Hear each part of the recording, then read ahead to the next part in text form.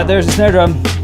Used to be a floor tom. A very shallow one. Last week I talked a little bit about snare beds. This week I'm going to talk more about snare beds, and this drum in particular.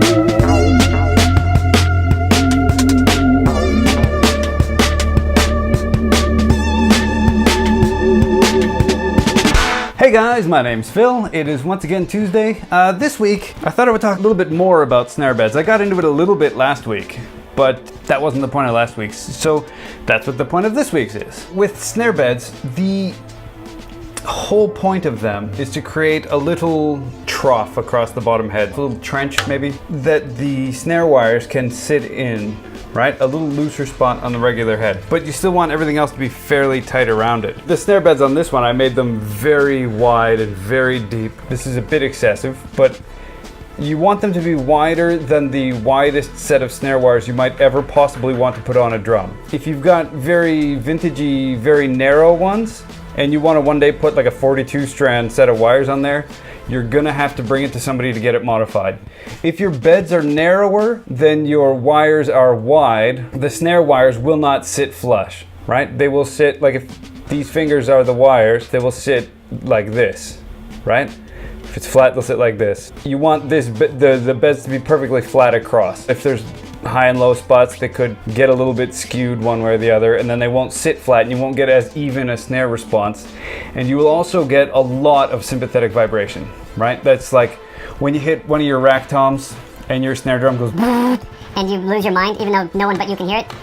You know, like generally people and everybody else in the room can't hear it over the snare drums, over the guitar amps and all that crap. It'll do your head in trying to chase that down. It could be that your snare beds are crooked or they are narrower than your wires. Generally, you wouldn't want your snare beds to be this deep. I'm gonna put this back together and then I'm gonna tune it up like normal and I'm gonna play you a little bit on it. In the meantime, my health stuff. I'm kind of, you know, I'm at the point where I'm doing all kinds of random work and not really getting anywhere. You know, I'm noticing that there's less in the middle. You know, my stomach is going down, but the handles aren't going anywhere, you know, while I'm getting a little bit more definition in my arms and stuff. So it's cool, but it's, you know, frustrating.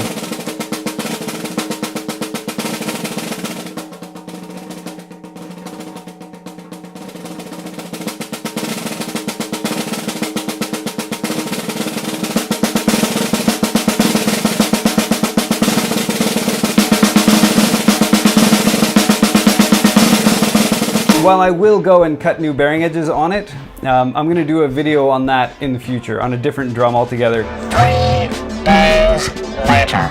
So it is crazy stupid hot right now. So I am shooting in like 2-second bits and then ripping my shirt off and running and jumping into the fridge.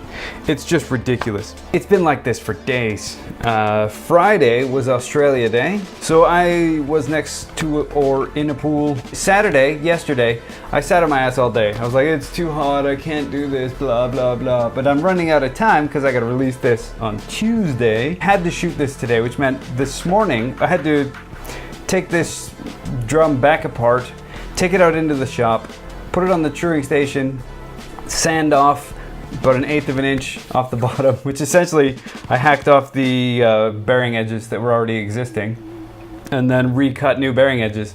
And I cut them to match the batter side edges exactly. They're the same 45, more outside than in, you know, and I slightly rounded them over to match the top. The edges are the same as they were before.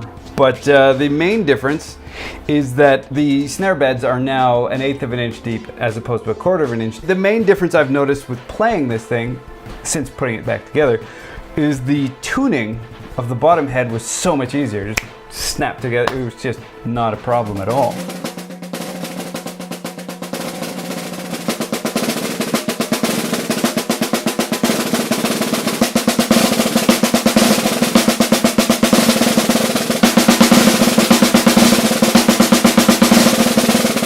So I played the thing and this is what it sounds like now.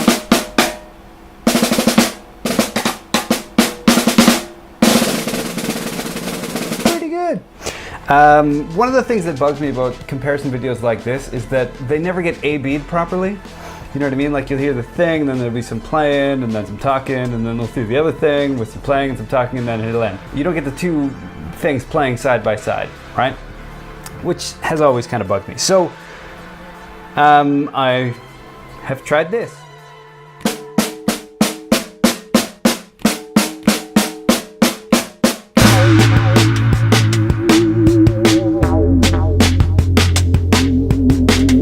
I've got a new little graphic. Isn't that fun?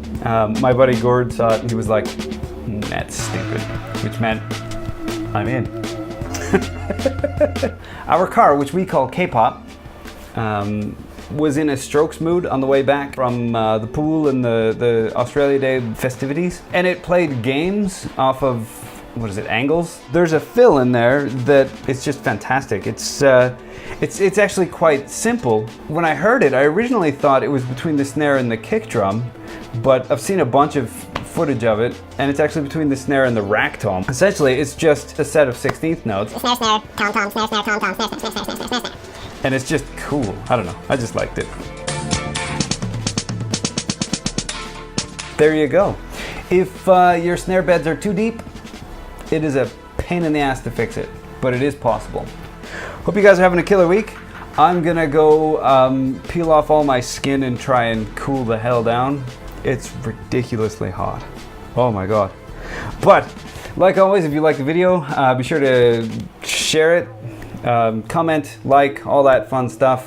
Be sure to subscribe to the channel, hit that notification bell so that you get notified. I guess that's what the notification bell is for. Hope you guys have a killer week, and I'll see you next Tuesday. Dying, too hot, sweating, dying,